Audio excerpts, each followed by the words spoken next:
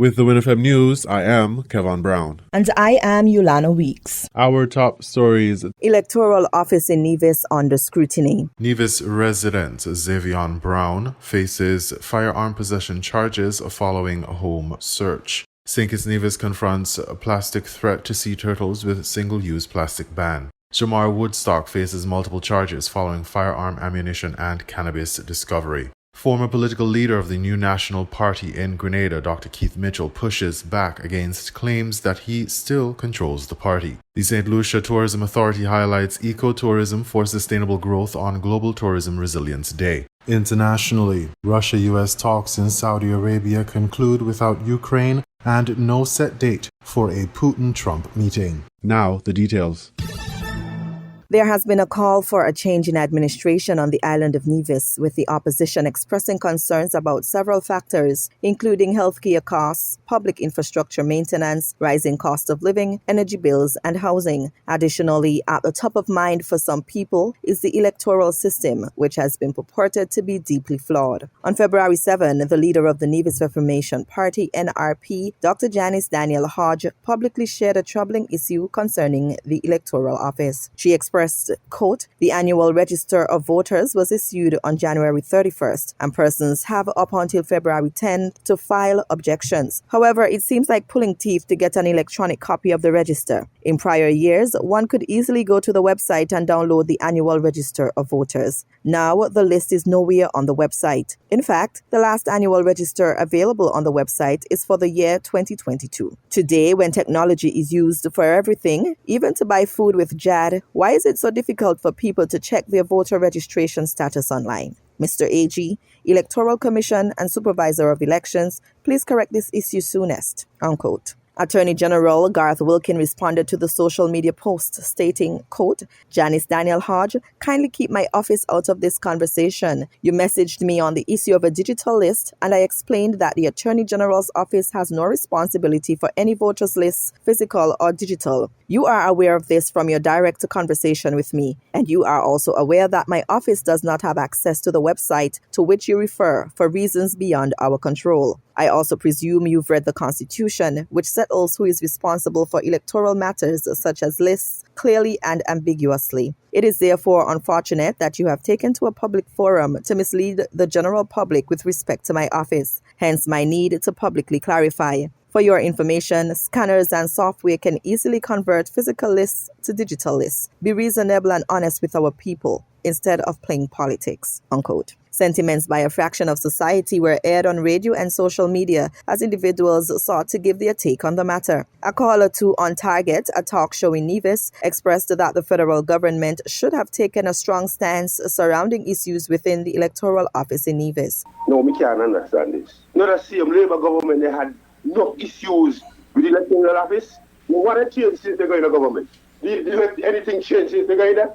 Me sick and tired of politicians there. Me sick and tired of these politicians. Nobody had more problems than them nigger man down there. The man, they do answer the things about the electoral office. No, they get in government. What they do? What poor people better understand what these people do to us. Some people who have lost confidence in the electoral system believe that the political landscape in Nevis is at a crossroads. Therefore, the caller questioned whether the NRP would contest another election under the same regime. This is what we want to know. I want to know if NRP is going to contest a next election in the country under the same electoral apparatus. That is what I want to know. I want to know if NRP and the people in Nevis ain't going to bring a change to that. Ain't going to stop that because we know all this thing is wrong, you know. What we going to do? NRP lose the election to the electoral office. We are killing them that are going. We all know that. That is what we're supposed to defend. A social media commenter admonished the NRP to realign its focus. She said, quote, "It is clear that the Attorney General had a conversation with Janice Daniel Hodge before she wrote her Facebook post and informed her that he had no legal authority to issue a digital list or add it to any website. That is a fact. If this is the direction NRP is heading by allowing such narratives to take the lead, it is deeply unfortunate. NRP, please take stock and refocus on meaningful and fact-based engagement," unquote. Some have perceived the NRP as stagnant, a political party that has failed to inspire the youth or muster enough support in recent years to claim victory. The party has accused the Electoral Office of wrongdoing while unable to receive justice in the courts. Xavion Brown, a resident of Rollins Village, Nevis, has been formally charged with possession of firearm, ammunition magazine under the Firearms Act, authorities have confirmed. The charge follows a search conducted at Brown's residence on Thursday, February 13, 2025, as part of an ongoing effort by law enforcement to curb illegal weapons within the Federation. Officers of the Royal St. Christopher and Nevis Police Force and soldiers of the St. Kitts Nevis Defence Force jointly executed the operation. During the search, officers discovered a .380 caliber ammunition magazine which Brown allegedly possessed unlawfully. Following the discovery, the crime scene unit was dispatched to Brown's residence to process the scene. Brown was taken into custody and formally charged at the Newcastle police station on February 13, 2025, the same day as the search. The arrest and subsequent charge of Brown come amid growing concerns about the proliferation of illegal firearms within St. Kitts and Nevis. Law enforcement agencies have communicated ramped-up efforts to detect and confiscate illegal weapons, aiming to reduce gun-related crime and enhance the overall safety and security of the Twin Island Federation. Plastic pollution in St. Kitts and Nevis endangers wildlife, particularly vulnerable species such as leatherback turtles, highlighting the pressing need for the ban on single-use plastics. During a recent In Focus episode, Dr. Kimberly Stewart, director of the Sea Turtle Monitoring Network, shared insights into the devastating impact of plastics on these marine animals. Single-use plastics cause a gauntlet of issues for wildlife. In particular for sea turtles, ingestion and entanglement are two of the primary issues. So these animals are consuming plastics in the water. Of all 7 species, at some point in their life cycle, they like to eat jellyfish. Leatherbacks as adults primarily feed on jellyfish entirely, so they see these plastic bags in the water and they think it's a jellyfish. She noted alarming statistics. Some studies have documented over 83% of sea turtles have plastic within their GI. It can be fatal depending on how much is there. Dr. Stewart also highlighted instances of entanglement, a global issue that St. Kitts has also experienced. We've had cases of entanglement. This is worldwide, but in St. Kitts specifically, where we've had to amputate flippers from sea turtles. So seeing these things removed from the environment is incredibly important. The impact extends beyond large plastic debris, with microplastics posing a hidden threat. Also, we think about these large pieces of plastic, but when we dig further, we know they break up in the environment, and we have microplastics, and they enter the sand. And in the case of these incubating sea turtle nests, oftentimes they increase temperatures. This temperature increase can skew turtle populations. And we say with sea turtles, hot chicks and cool dudes, because their sex is determined by the temperature of the sand. So some of these issues are well beyond these large pieces of plastic, and they can actually skew populations to be more female versus male. Ian Richards, host of In Focus, emphasized a key point. The turtles are ingesting plastics. Dr. Stewart shared a distressing real-world example. And interestingly, on Sunday, unfortunately, we had a sea turtle strand at Banana Bay that had a carapacial fracture from a boat strike. And within that fractured carapace, as we're trying to clean around the bone fragments, we were picking plastic out of those bone fragments and sargassum. So it's just showing you that as she was tossing in the surf there, plastic was also being tossed into her wounds. St. Kitts and Nevis is taking decisive action with a phased ban on single-use plastics. The ban aligns with the United Nations Sustainable Development Goals and is being implemented in 3 phases. The initiative began with banning the importation of t-shirt plastic shopping bags on December 31st, 2024, followed by a prohibition on their sale and distribution by March 31st, 2025. Starting April 30th, 2025, the second phase targets styrofoam food containers and plastic straws. By July 31st, 2025, their sale and distribution will be banned. The final phase will ban the importation of single-use plastic cups, plates, and utensils, with sales and distribution ceasing by November 30th, 2025. The ban demonstrates the government's commitment to protecting the natural environment and fostering a sustainable future for the nation. St. Kitts and Nevis joins over 100 countries that have fully or partially banned single-use plastics, making a significant step towards environmental sustainability.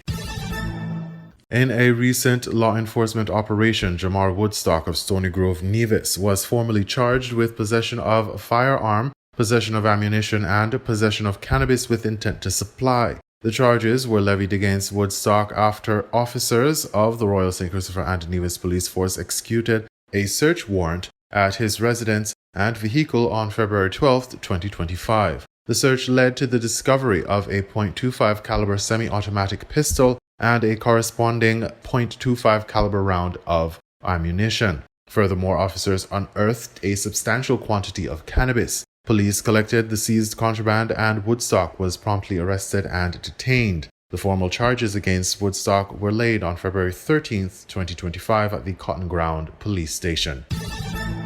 In regional news, former political leader of the New National Party in Grenada, Dr. Keith Mitchell, pushes back against claims that he still controls the party. Grenada Broadcasting Network has that report. The talk on the street is that you're running everything behind the scenes. How do you feel about that? Well, clearly that's not exactly the case at all, That was Dr. Keith Mitchell reacting to views expressed in some quarters about his perceived influence on the New National Party. With Emmeline Peer now at the helm as the newly elected political leader, many still view Dr. Mitchell as the face of the NNP. However, Dr. Mitchell, who is now the chairman of the party, reiterated that his decision to step down was in the best interest of the NNP. The now 78-year-old politician has played a pivotal role in the NNP for over 4 decades, serving as party leader for 35 years and holding the office of the Prime Minister for 22 years, making him Grenada's longest-serving leader. So having a key role throughout the last 40 years, whether in government or opposition or the political organization directly, it is difficult to see how to not to understand that I would continue to have some serious perception as the public of my importance in the context of the operations of the New National Party. That's normal to understand. So I could understand where the public might be thinking, but that's not the case. I'm not a person who believes that someone has a position and some other person is dictating the show. I would never want that to be perceived. Dr. Mitchell remains firm that he is not running the party behind the scenes, emphasizing the importance of making way for new leadership to ensure the NNP's continued success. And the good thing is that I feel that I wanted to do so when I'm in reasonably good health. Many times when someone occupies a position of importance in any organization, whether it's sports, whether it's business, politics, anything, culture, anything, you sometimes they wait until they are not able to function effectively, physically and otherwise, emotionally and otherwise, before they pass on the baton. I always believe otherwise. Since assuming the leadership role in December, Peer has been engaging party supporters in public forums and seeking advice from regional affiliates with a focus on the party's future. For GBN News, Nisha Paul. The St. Lucia Tourism Authority highlights ecotourism for sustainable growth on Global Tourism Resilience Day. DBS St. Lucia has the story. Leveraging St. Lucia's natural resources in a sustainable manner remains a top priority for the SLTA. As the industry continues its recovery from the impacts of the COVID-19 pandemic, the authority is focusing on innovative and environmentally friendly ways to attract international visitors. The St. Lucia Tourism Authority is pleased to see that we stand strong, adapted, and ready to, renew our commitment to the people and, of course, the future. We have learned quite a few valuable lessons coming out of the COVID-19 pandemic, and that has, of course, enabled us to refocus, build what we can say is a stronger and brighter St. Lucia. And of course, the accolades do speak for itself. The numbers do speak for itself. And of course, we want to continue to embrace innovation and sustainability as we reaffirm our commitment to tourism, the tourism industry, and of course, ensuring that it benefits all.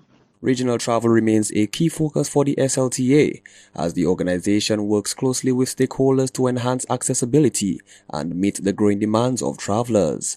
Ms. Georges highlighted the importance of continued dialogue to achieve sustainable tourism goals before 2030. Coming out of COVID, it is still a challenge, is regional travel, but our team continues to navigate that challenge. It is a challenge across the region, and so we continue to do the best that we can, utilize the resources and the strengths that we're able to ensure that we're staying abreast of regional travel.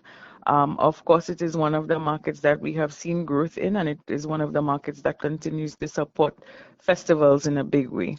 Ecotourism is also set to take center stage at this year's St. Lucia Jazz and Arts Festival, where green-themed initiatives will be incorporated into the event programming. We're making strides where that is concerned. One of the platforms that we will be utilizing this year is the St. Lucia Jazz and Arts Festival. So you would notice a bit of a transition from the pink in the logo to the green, and that is speaking through the sustainability message. So coming out of meetings with community jazz partners as well, discussions centered around ensuring more reusable items, more biodegradable items. You would see more green bins at the festivals and stuff like that. The SLTA remains committed to ensuring that upcoming hotel developments and tourism projects align with ecotourism principles. The authority also encourages other islands in the region to harness the potential of the blue economy, using marine resources to drive sustainable growth and boost regional tourism appeals. For the DBS News World, Manasseh Stanislas reporting. We now bring you these international reports. A new U.S. administration and a new foreign policy approach. Now happy to sit together with the Russians and talk about the war in Ukraine. The goal of today's meeting was to follow up on the phone call the President had a week ago and begin to establish those lines of communication. The work remains. Today is the first step of a long and difficult journey, but an important one. And President Trump is committed to bringing an end to this conflict. President Trump's most senior diplomat sitting across from Sergei Lavrov, Russia's foreign minister, and their teams. The talks were useful and constructive. We were listening attentively to one another. This U.S. administration is more understanding of our position.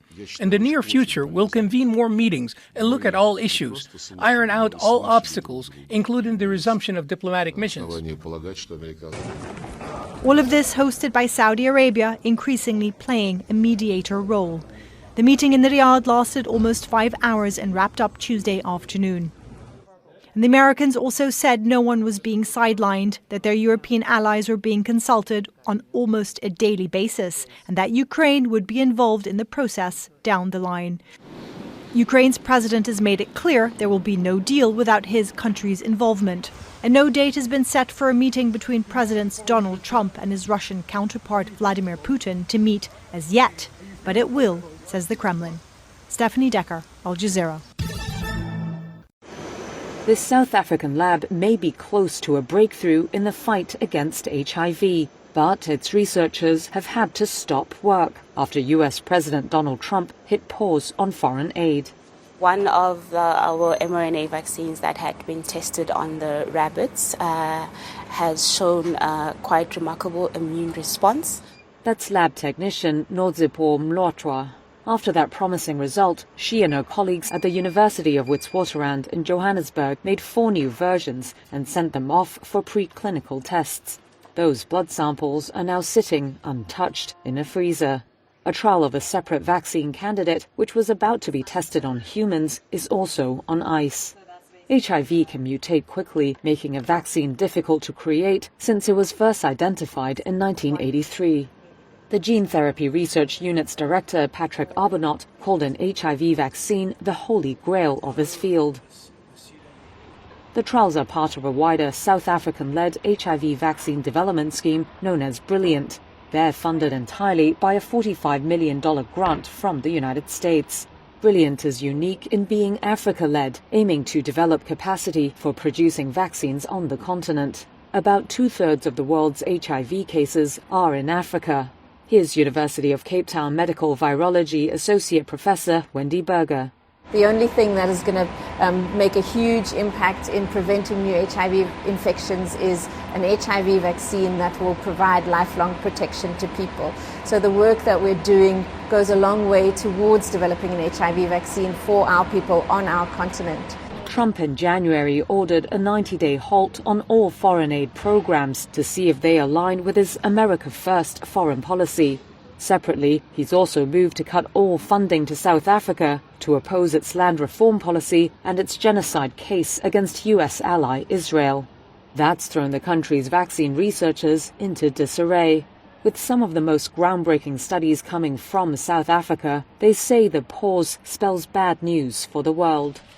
About 40 million people across the globe are living with HIV, latest UN figures show, including more than 1 million in the US, according to the country's data.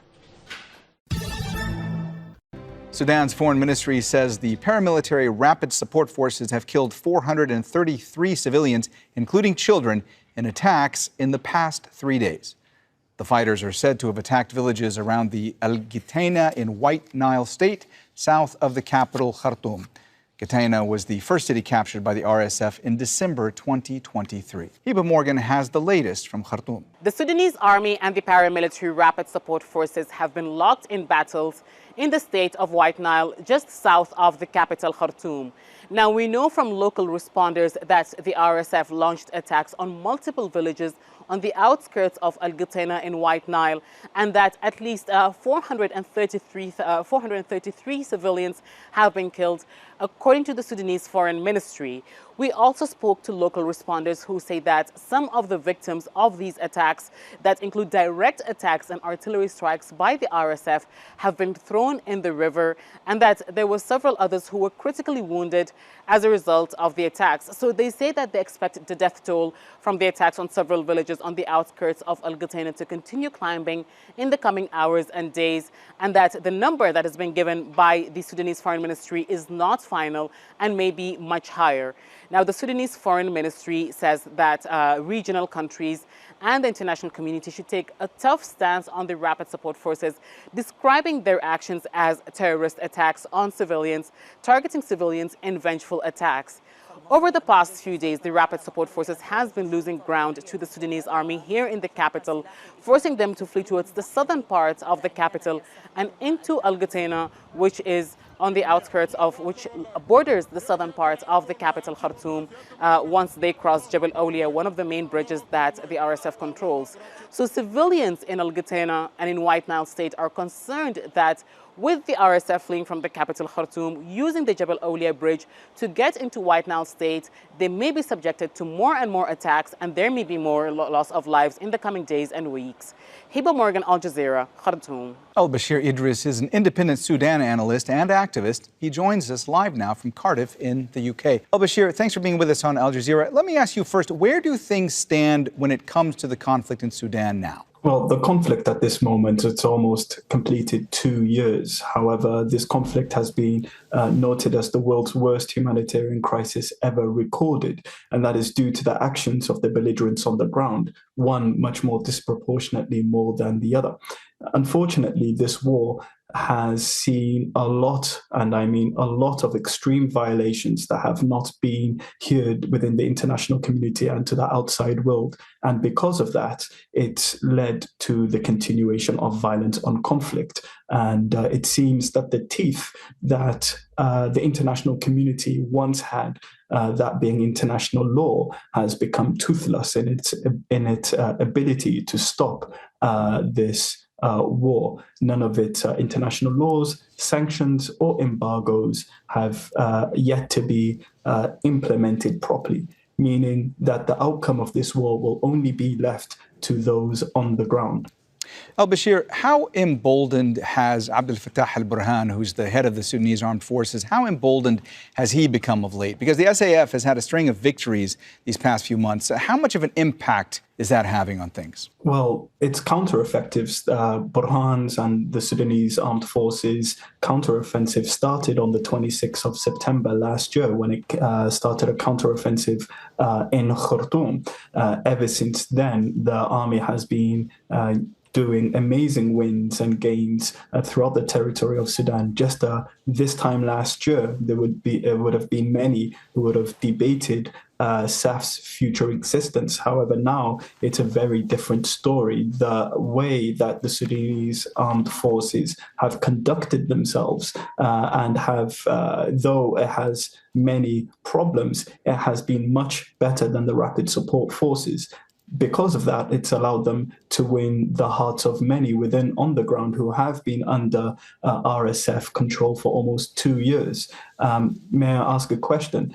After all this time since the start of this war, especially in Rapid Support Force areas, we haven't seen a government, we haven't seen any sort of issue of control IDs, we haven't seen the implementation of law, we haven't seen proper humanitarian responses through the RSF's body called SAHO. What we're seeing is not only the emboldenment of Burhan, but really the glee of the Sudanese people who have been under this occupation for almost 2 years to come out of that.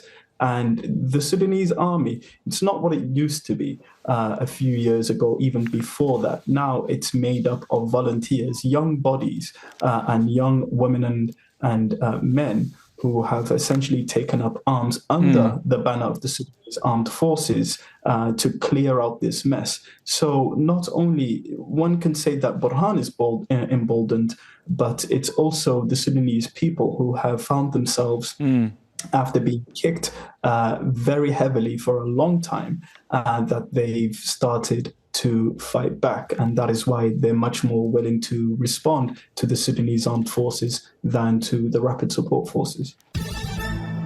Hamas will hand over to Israel the bodies of 4 hostages on Thursday. A further 6 living hostages will be freed on Saturday, according to Israel. Let's get more from our correspondent in Jerusalem, Mark Lowen, who's there for us. Mark, how many hostages would that leave alive still in Gaza? It seems we're nearing the point where we need to talk about phase 2. Yeah, we are close to the total number now finally being released, Christian, because there are 14 hostages who are still not back in Israel. So if there are 4 dead bodies that are handed over on Thursday, 6 living hostages on Saturday, and then a further 4 dead bodies, says Hamas, next week, that will be the final 14 of the first phase of this ceasefire deal.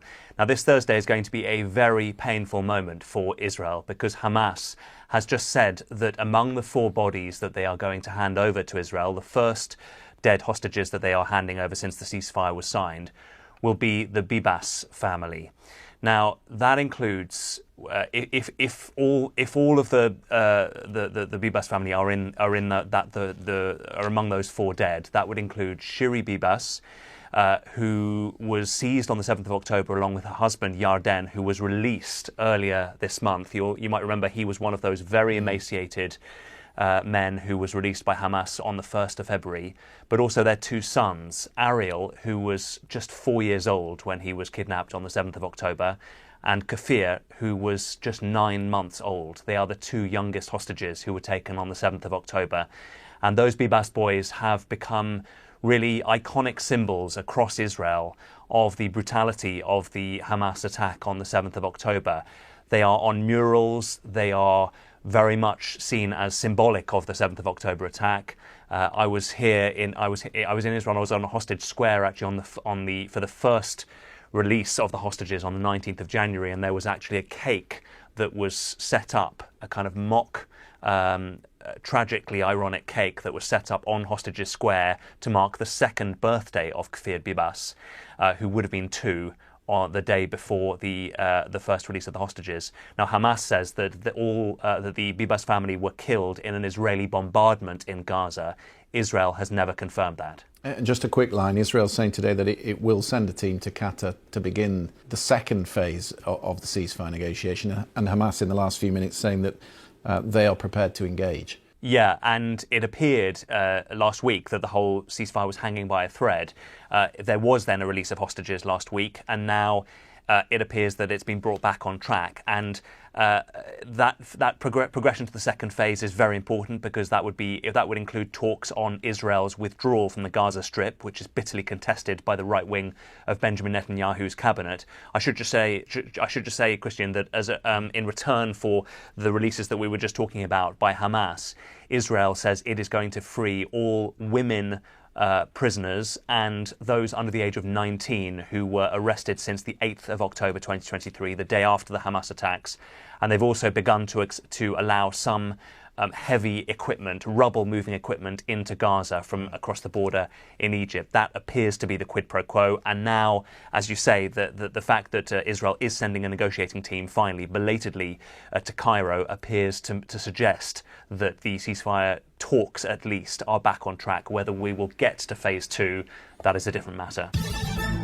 You were listening to the WINN FM 98.9 newscast. Our top stories were: Electoral office in Nevis under scrutiny. Nevis resident Xavion Brown faces firearm possession charges following a home search. St. Kitts Nevis confronts a plastic threat to sea turtles with single-use plastic ban. Jamar Woodstock faces multiple charges following firearm, ammunition, and cannabis discovery. Former political leader of the New National Party in Grenada, Dr. Keith Mitchell, pushes back against claims that he still controls the party. The St. Lucia Tourism Authority highlights ecotourism for sustainable growth on Global Tourism Resilience Day. Internationally, Russia-US talks in Saudi Arabia conclude without Ukraine and no set date for a Putin-Trump meeting. Thank you for listening.